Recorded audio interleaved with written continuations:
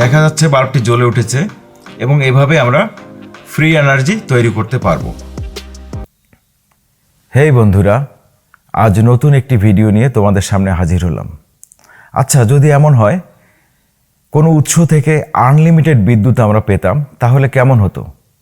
যেখানে কোনো লোডশেডিং কিংবা বিদ্যুৎ বিল দেওয়ার কোনো টেনশন নেই, সম্পূর্ণ ফ্রিতে বিদ্যুৎটা আমরা পেতাম, তাহলে কেমন হয়? তো এই ধরনের এক্সপেরিমেন্ট নিয়ে আজ আমি তোমাদের সামনে হাজির হয়েছি। তো চলো দেখা যাক এক্সপেরিমেন্টটি কেমন লাগে। ভিডিওটি কিন্তু ইন্টারেস্টিং হতে চলেছে। এখানে একটি গ্লাসে তেঁতুল পাতা আমি পেস্ট করে নিয়েছি এবং পানি দিয়ে রেখে দিয়েছি। আর একটি পুরাতন টর্চের ব্যাটারি নিয়েছি আমরা, যেটা আমি কেটে নিয়ে এই জিনিসটা বের করব আর কি। আর এখানে একটি ছোট বাল্ব আছে এবং একটু তার আছে। এখন এটা আমি বের করে নিয়ে এই দুটো পাতকে আলাদা করব।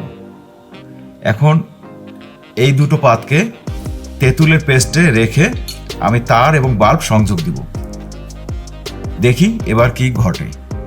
তো ঠিক আছে, এই কাজটা করে দেখাচ্ছি।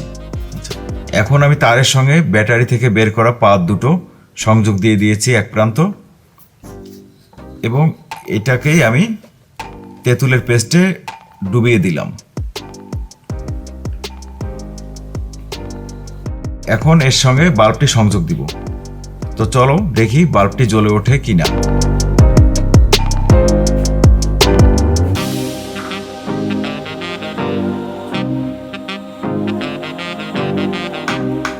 দেখা যাচ্ছে বাল্বটি জ্বলে উঠেছে এবং এভাবে আমরা ফ্রি এনার্জি তৈরি করতে পারবো। তো আমি আরেকটি বাল্ব দিয়ে চেক করছি। এবার আরেকটি বাল্ব আমি সংযোগ দিয়ে দেখব বাল্বটি জ্বলে ওঠে কি না।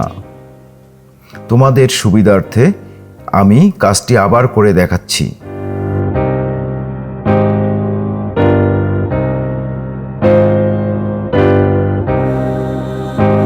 আশা করি এখানে তোমরা দেখতে পাচ্ছ বাল্বটি জ্বলে উঠেছে।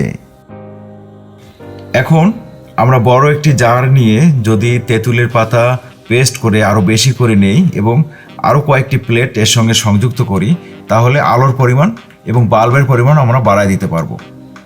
এবং এক্ষেত্রে আমরা অনায়াসে এখান থেকে অফুরন্ত বিদ্যুৎ পেতে পারি। এখন আমি তার দুটি ফিক্সড করে দিয়েছি বাল্বের সঙ্গে এবং সরাসরি দেখা যাচ্ছে যে বাল্বটি জ্বলে উঠেছে। তো লাইটটা আমরা একটু অফ করাই, দেখি কি ঘটে।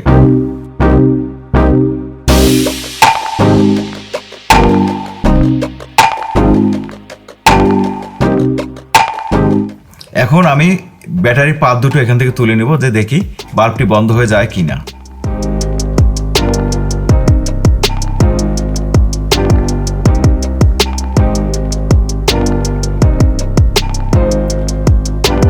তো কেমন লাগলো আমার এই পরীক্ষাটি, তোমরা মন্তব্য করবে।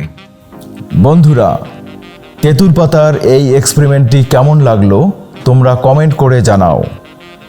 এই ধরনের ভিডিও বেশি বেশি দেখতে চাইলে সাবস্ক্রাইব করে আমাদের পাশে থাকতে হবে। তাই সবার সাপোর্ট প্রয়োজন। তাহলে আজ বিদায় নিচ্ছি। আল্লাহ হাফেজ।